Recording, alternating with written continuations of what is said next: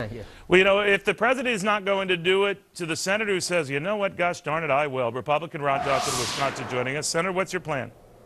Well, Neil, tell you what, Neil, let's face it, a year ago, the Simpson-Bowles Commission did issue their report, and it really fell on deaf ears. I mean, this president said he was going to work for the next year, making the tough choices, but he hasn't. I agree with your earlier guest there. You know, he has treated this commission like a Washington gimmick, just like he said he wasn't going to do. So what I'm saying is, okay, there's some controversial parts of this bill, but let's face it, we had 11 of those commissioners, 6 Democrats and 5 Republicans vote for it. So why don't we take the things that they agreed on? Why don't we take the discretionary spending cuts that we could enact immediately? Let's put those into law.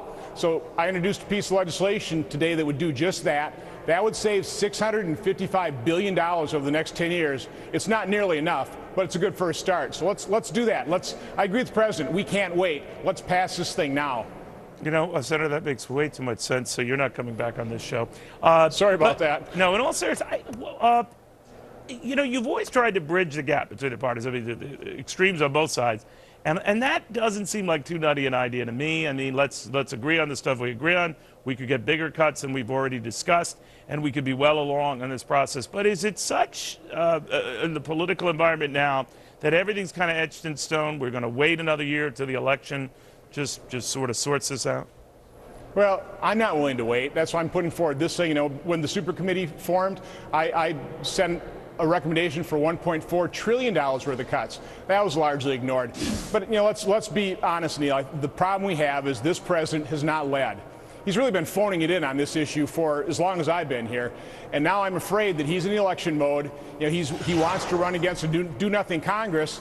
And so he's going to make sure that this Congress does nothing. That's a real tragedy. And as we're seeing Europe unravel, you know, as we're seeing these interest rates spike in Europe, you know, we're just a short period of time behind what's happening in Europe. But you know, Senator, we don't have time to wait. But I have so many crackpot theories. This is just the latest. I think Europe is another reason why they're not acting faster, because they figure, you know what? Europe is our cover. Europe is so bad, by comparison, we look almost fiscally adroit. And you and I can quibble with that, certainly. But their idea is, look, by comparison, we're doing okay because they're so pathetic. Do you think they're whistling past the graveyard? Oh, you know, I think that's an extremely dangerous game to be playing here, Neil. I mean, our economies, this is a global economy. Our economies are connected. We certainly have banks that have, you know, loaned money to European banks, and when this thing starts unraveling, there will be a contagion, and it is going to affect our economy as well. This is not something we should be playing around with. And let's face it, when Greece hit their debt crisis, the European Union could backstop them for a short period of time. That's unraveling. If we hit a debt crisis, if global investors take a look at the U.S. and say, you know, we're not going to loan you money at the old rates, we're going to start increasing the interest rates, we could wipe out all discretionary spending. That's something we just can't put up with. Nobody can backstop the United States. Real quickly, Senator, we're hearing moves here by both parties at varying degrees to get around these sequestration automatic cuts that supposedly kick in.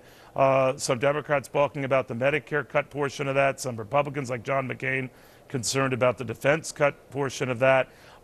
Whatever their qualms, do you think that there is a chance that this backup plan itself blows up? Well, that's one of the reasons I introduced this piece of legislation, why I sent that letter recommending $1.4 trillion worth of cuts. Neil, there's no shortage of ideas on how to reduce the rate of growth in government. What we're short of is political will. And, you know, unfortunately, we may have to have another election to sort that out. We need more fiscal conservatives here, people that actually acknowledge the problem, coming here to work with anybody who's willing to actually solve this problem. That's why I came here. We just need more allies. All right. Send us more allies. All right, Senator, always good seeing you. Thank you very, very much.